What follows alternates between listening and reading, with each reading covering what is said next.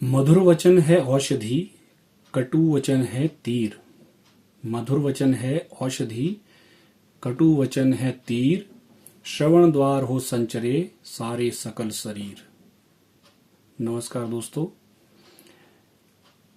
आज जो हमारी कहानी का शीर्षक है, जैसा कि आपने इस दोहे से समझ ही लिया होगा, हम जिस बारे में बात करने जा रहे हैं वो है वाणी। दोस्तों, कहते हैं कि यदि आपके भोजन में कोई जहर मिला दे तो उससे बचना फिर भी संभव है, उसका इलाज हो सकता है। लेकिन यदि कोई आपके कानों में जहर मिला दे तो फिर वो बड़ी विपत्ति लेकर आता है। वो कोई ना कोई नुकसान किए बिना नहीं जाता। आज की कहानी में भी कुछ ऐसा ही है, जहां पर एक मृदुभाषी लेकिन काले दिल के एक व्यक्ति ने किस प्रकार पूरे गांव को परेशानी में डाल दिया, इसी बारे में आज की कहानी कहने जा रहा हूं। कहानी में एक लड़का विजय एक वैद्य के पास चिकित्सा से संबंधित शिक्षा ग्रहण कर रहा था। वो वैद्य का सबसे प्यारा और होनहार छात्र था और सभी कार्यों में वैद्य का साथ दिया करता था।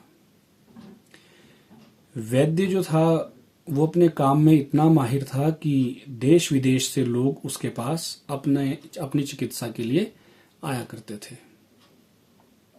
वैद्य भी पूरे मन से लोगों का इलाज करता था। वो स्वयं दूर दूर वनों में जाकर कई कई दिन लगाकर जड़ी बूटियां इकट्ठी करता था, घर लाकर उन्हें सुखाता था, फिर उन्हें पीस कर उनसे दवाइयां बनाता था, लेप बनाता था और लोगों को लगाकर लोगों का इलाज किया करता था। धीरे धीरे वैद्य की ख्याति इतनी बढ़ गई कि देश विदेश से लोग उसके पास इलाज के लिए आने लगे। अब वैद्य की इस ख्याति का लाभ जो था वो गांव के लोग भी उठा रहे थे, क्योंकि जो लोग बाहर से आते थे उनके रहने खाने का इंतजाम गांव के लोग ही किया करते थे और इसके बदले लोग उन्हें कुछ पैसे दिया करते थे, जिससे उनका परिवार बहुत अच्छे से चल जाता था। एक बार एक बाहरी व्यक्ति गांव में आता है और देखता है कि वैद्य के पास तो बहुत भीड़ लगी है और वैद्य अपने कार्य के लिए बड़े कम पैसे ले रहा है। उसका स्वयं का बेटा भी इसी पद्धति से चिकित्सा की शिक्षा ग्रहण कर रहा था, चिकित्सक बन रहा था। तो उसने सोचा कि क्यों ना मैं अपने बेटे को भी इसी गांव में स्थापित कर दूं। तब जो लोग वैद्य के पास आ रहे हैं वे किसी तरह से यदि मेरे बेटे के पास आने शुरू हो जाएं तो उसका काम चल निकलेगा और वो अच्छी कमाई कर पाएगा। तो वो वापिस अपने उस गांव से अपने शहर जाता है और कुछ तरकीब सोचने लगता है। कुछ दिनों के बाद उसे पता चलता है कि वैद्य जो है वो जड़ी बूटियां इकट्ठी करने के लिए वनों में चला गया है। तो वो पीछे से गांव में आता है और ढोंग रचता है कि वह तो चिकित्सा के लिए वैद्य के पास आया था, लेकिन जब तक वैद्य नहीं आता है तब तक वो यहीं पर डेरा जमा लेगा। धीरे धीरे वो गांव वालों से घुलने मिलने लगता है, उनसे बड़ी मीठी वाणी में उनके साथ बातें करने लगता है और लोगों को बताने लगता है, झूठ मूठ ही लोगों से कहने लगता है कि वैद्य द्वारा प्राप्त चिकित्सा से जिन लोगों ने वैद्य से चिकित्सा ली है उनमें से बहुत से लोग जो हैं वो ठीक नहीं हुए हैं, इसी कारण से वो वापस वैद्य के पास नहीं आते हैं। और इसी वजह से जो है वो वैद्य अब क्योंकि बूढ़ा हो रहा है, हो सकता है कल को वैद्य की मृत्यु हो जाए, तो इस गांव को एक नए चिकित्सक की आवश्यकता भी है। क्योंकि वो व्यक्ति इतना मृदुभाषी था और बड़े प्रेम से और बड़ी चालाकी से लोगों के कानों में वैद्य का कटाक्ष कर रहा था और अपने बेटे की जो है वो बेटे के लिए एक बेस तैयार कर रहा था। तो कोई भी गांव का व्यक्ति उसकी इस बात को नहीं समझ पाता है, लेकिन वैद्य का शिष्य विजय इस बात को समझ जाता है।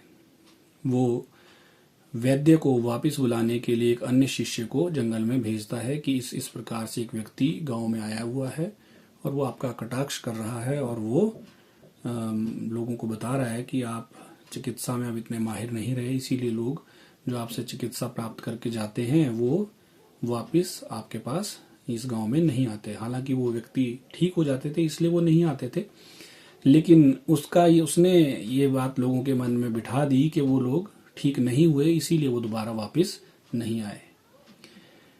वैद्य अपने समय से ही वापस आता है और जब वापस आता है तो वो गांव में ऐलान करता है कि उसने अब ये कार्य छोड़ दिया है, अब वो किसी का भी इलाज नहीं करेगा। इसी से जो है वो बाहरी व्यक्ति को मौका मिल जाता है, वो अपने बेटे को बुलावा भेजता है और एक चिकित्सा केंद्र उसके लिए गांव में खोल देता है। बाहर से आने वाले व्यक्ति तो वैद्य से इलाज करवाने आए थे, लेकिन वो देखते हैं कि गांव में जो है वो एक अन्य नया वैद्य है और वो ये प्रपंच भी करते हैं कि ये नया लड़का जो है उसने इसी वैद्य से शिक्षा ग्रहण की है और अब यही लोगों का इलाज करेगा। विजय को इस बात से बहुत गुस्सा आता है। विजय अपने गुरु से, उस वैद्य से कहता है कि गुरुजी आप कुछ करते क्यों नहीं? वो व्यक्ति आपका नाम खराब कर रहा है, आपके बारे में गलत गलत बातें बोल रहा है, लेकिन आप फिर भी चुप हैं। तो वैद्य अपने शिष्य विजय से कहता है कि विजय, इस व्यक्ति ने जो करना था, जो जहर लोगों के कानों में घोलना था, वो ये घोल चुका है।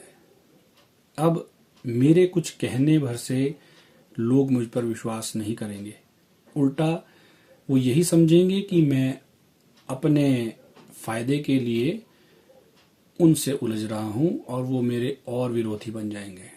समय जो है वो बड़ा बलवान है, समय सब कुछ बताएगा, तुम धैर्य रखो।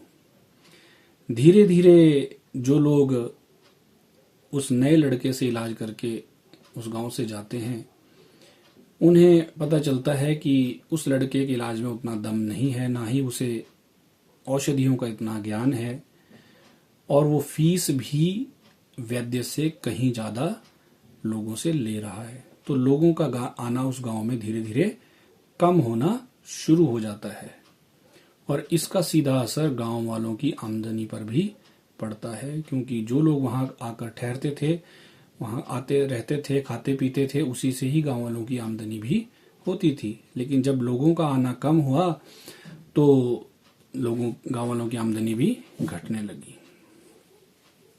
तो गांव में पंचायत बुलाई गई कि गांव की आमदनी घट रही है तो इसके लिए कुछ ना कुछ किया जाए। उस पंचायत में विजय से नहीं रहा जाता और विजय उन सभी लोगों से एक ही बात कहता है कि गांववासियों, मेरे गुरुजी इस गांव की आमदनी का एक जरिया भी थे। उन्होंने निस्वार्थ भाव से लोगों की सेवाएं की। आप लोगों के घर में कोई व्यक्ति बीमार होता था तो आपकी सेवा करते थे, आपसे पैसे भी नहीं लेते थे।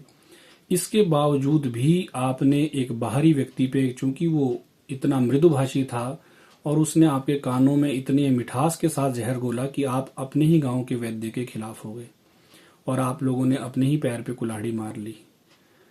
अब क्योंकि मेरे गुरुजी ने ये कार्य छोड़ दिया है, इसलिए कोई भी बाहरी लोग जो इलाज के लिए आते थे उनका आना कम हो गया है, क्योंकि उन्हें पता है कि ये नया लड़का इतना गुणी नहीं है। तो अब जो यहाँ से चले गए हैं वो वापस नहीं आएंगे और जो इस गांव के लोगों की आमदनी थी वो भी घट जाएगी, कम हो जाएगी, खत्म हो जाएगी। इसलिए या तो आप मेरे गुरुजी को चुने या फिर इस बाहरी व्यक्ति को और उसके बेटे को। पंचायत को ये बात तुरंत समझ में आ जाती है। वो उस बाहरी व्यक्ति और उसके बेटे को तुरंत पंचायत से, गांव से बाहर जाने के लिए कह देते हैं और वैद्य से करबद्ध प्रार्थना करते हैं, माफी मांगते हैं कि कृपया आप पुनः अपना कार्य शुरू करें ताकि हम लोगों के, हमारे गांव वाले वासियों का भी इलाज हो, बाहर के लोगों का भी इलाज हो और गांव की आमदनी भी बढ़े।